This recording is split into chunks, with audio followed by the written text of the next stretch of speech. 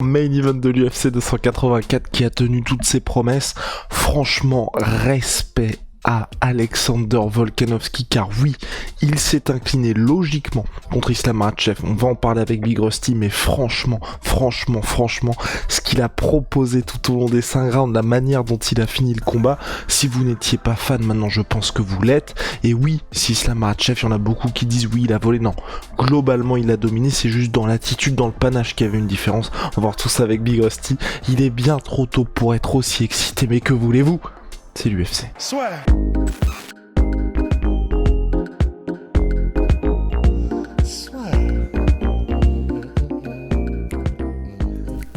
Entre dans l'octogone avec Unibet. Qui sera le vainqueur du combat? En combien de rounds? Fais tes paris sur l'app numéro 1 et profite de 100 € de bonus sur ton premier pari. Ouais, bah effectivement, déjà combat monstrueux des deux côtés, hein. Les deux étaient au top de leur game.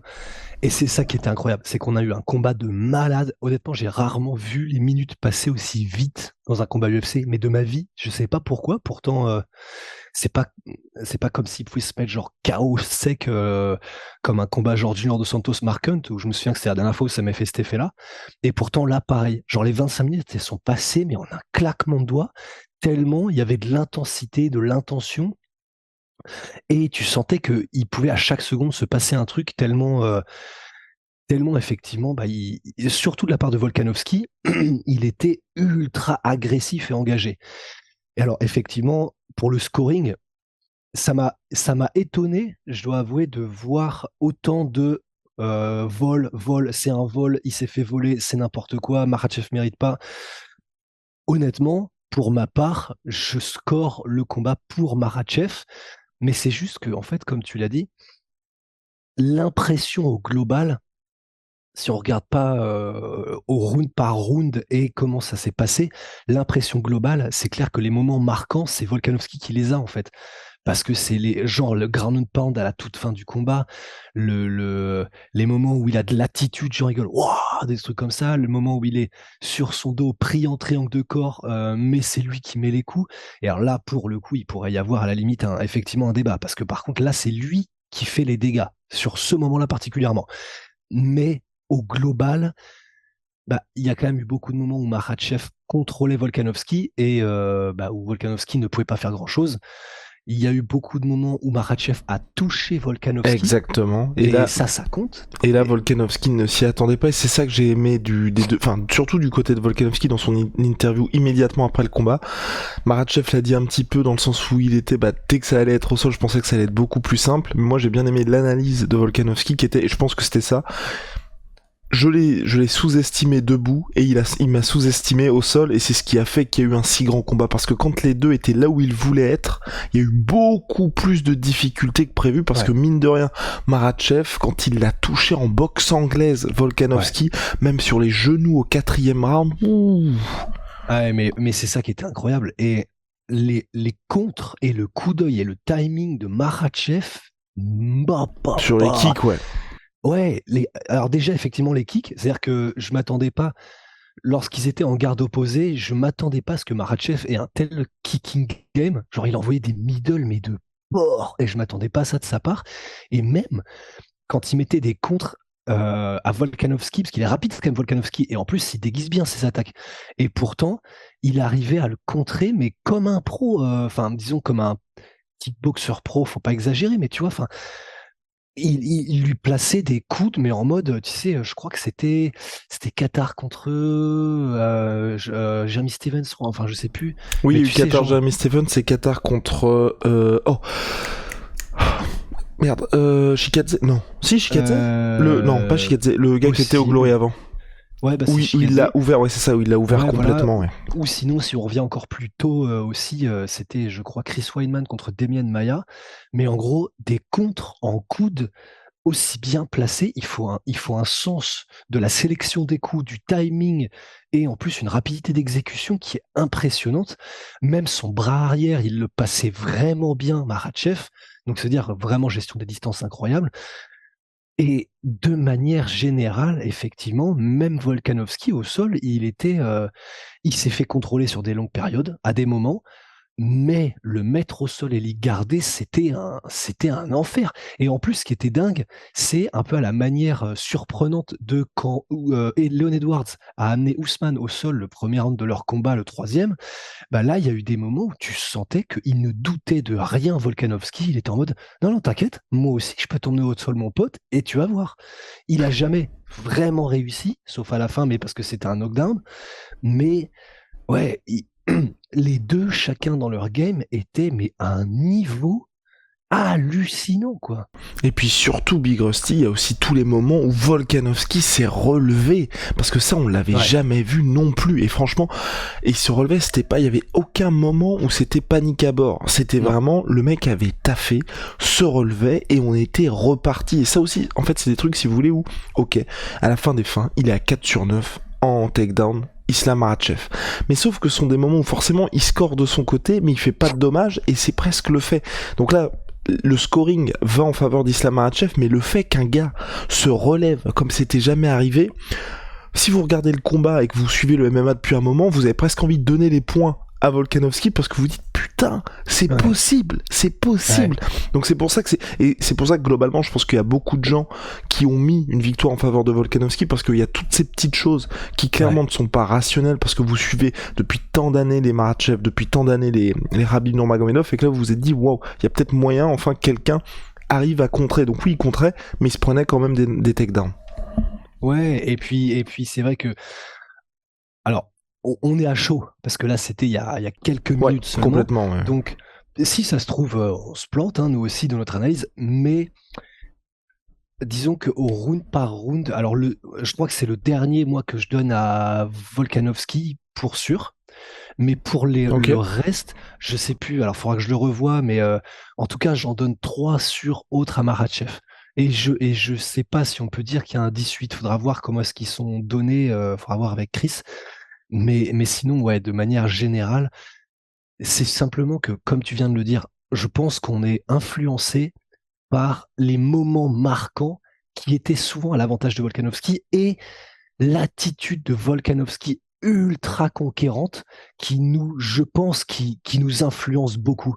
Parce que le fait d'être aussi conquérant, le fait de lâcher des cris comme ça en plein milieu des combats en mode let's go à Makhachev, ça donne des frissons tellement c'est kiffant en fait.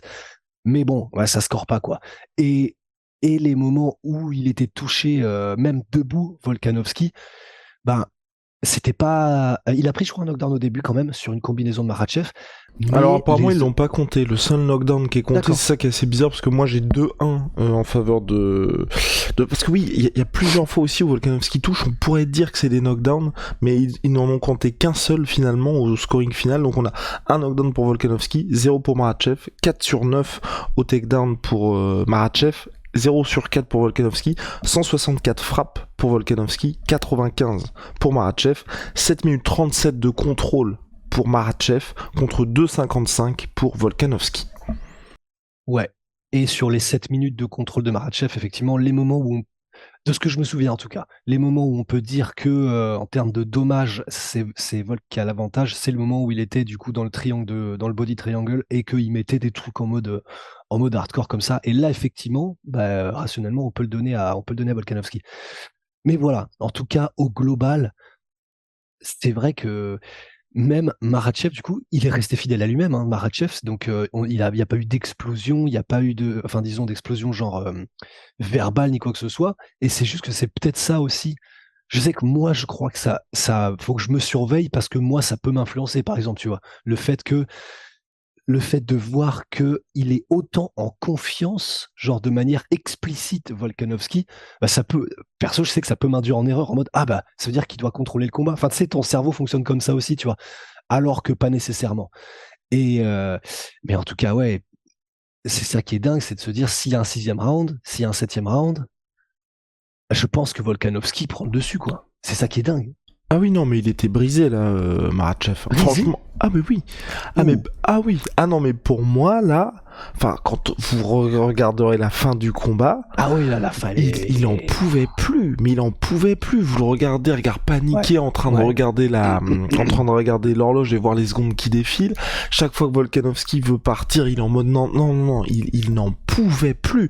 Mais même sa réaction quand il gagne le combat, c'est une délivrance. Oui, c'est vrai. Enfin, ah non, pour moi là, c'est vraiment le moment. Enfin, c'est juste, franchement, bravo à lui, parce que je pense que Volkanovski misait sur le fait que Makhachev craque beaucoup plus tôt. Il a juste craqué à 20 secondes de la fin, mais là pour moi c'était vraiment terminé, parce que surtout quand on voit ce qui se passe avec Volkanovski, à partir du moment où il a réussi à inverser la tendance, mais vous êtes terminé, tu vois. Donc non, moi je pense que vraiment là c'était cuit pour lui, mais là encore, extrême intelligence, parce que il fait ce qu'il faut pour tenir les 20 secondes, là où peut-être d'autres se seraient pris un ground and pound des enfers, tu vois. Il a pris quand même du bon ground and pound, hein. Mais franchement, le ground and pound de Volkanovski de la fin, là, avec les coups au corps, tu sais, tu sens là que ça frappe la viande à pleine balle. C'était vraiment impressionnant. Et en fait, c'est ce que tu me disais pour boucler la boucle avant qu'on commence ce podcast, mais c'est peut-être le meilleur des scénarios, en fait, dans le sens où là, Makhachev, il peut continuer sa route, c'est-à-dire soit défendre son titre lightweight, soit aller chercher les welterweight. Il prend pas ce coup d'arrêt. Et pour Volkanovski, c'était dans la division au-dessus. Clairement, et tu le disais aussi, moi j'ai ultra envie de voir une revanche. Et ça n'enlève rien au prestige de Volkanovski, parce que il vient de tenir tête au gars que personne ne savait comment arrêter. Il a commencé à trouver quelques solutions. La fin du combat, c'est la sienne. Et dans le futur, pourquoi pas une petite revanche et tout le monde serait chaud. Donc, c'est pas plus mal que ça se passe comme ça. C'est cool, quoi. It's outstanding, BST. Moi, je pense qu'on a fait le tour, en tout cas, sur le main event de l'UFC 283. Vas-y, dis-moi. Le public aussi. Ah oui, oui, pardon. Le public a peut-être joué un rôle en défaveur, on va dire, de Volkanovski. Le moment où il se fait... J'ai peut-être un petit peu peur, tu vois, qu'à un moment, il était emporté par l'ambiance au global. Mais par contre, sinon, c'est vrai que ça m'a fait plaisir, tu vois, de voir, par rapport au pay-per-view qu'on a eu en janvier au Brésil, où là, le public, c'était terrible. Là, franchement, les mecs, l'UFC Paris a de la concurrence. Ah, mais tellement. Ah, mais ça faisait un plaisir de malade. Et c'était aidé aussi par le scénario du combat. Mais même sur le reste des combats, ils étaient incroyables, les Australiens. Et là, les mots... Et c'était génial parce que même quand c'était Makhachev qui avait le micro, par exemple, il y a eu vite fait un tout petit peu des bouts au début, mais sinon, franchement, très respectueux. Et en plus, quand dans les interviews juste après le combat, quand Volkanovski est arrivé, il a fait non, les gars, pas de sifflement. Ils ont arrêté direct. Ils sont restés pour l'interview de Volkanovski d'après combat, comparé effectivement au Brésil la dernière fois où tout le monde s'était barré pour la retraite de Glover. Et pendant le combat, à chaque fois que Volkanovski se relevait, il y avait un hurrah, mais tu sais, tu le sentais presque, le hurrah des travées, tu le sentais presque comme ça derrière notre ordi là. C'était incroyable. Et ça, honnêtement, ça a participé, effectivement, parce qu'il y a eu des interactions entre Volkanovski et le public, ça rend le truc incroyable. Et c'est un combat dont on se souviendra grâce à ça aussi, parce que c'était très organique. Et puis, ça a participé au fait que le combat était aussi excitant, quoi.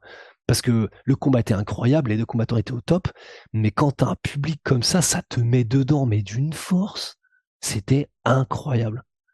Une sacrée soirée, Big Rusty. Shout out à ma sweet pea, ma sweet protein. Moins 15% supplémentaire sur tout MyProtein avec le code la sueur, parce que c'est les soldes en ce moment. See ya, Big Rusty.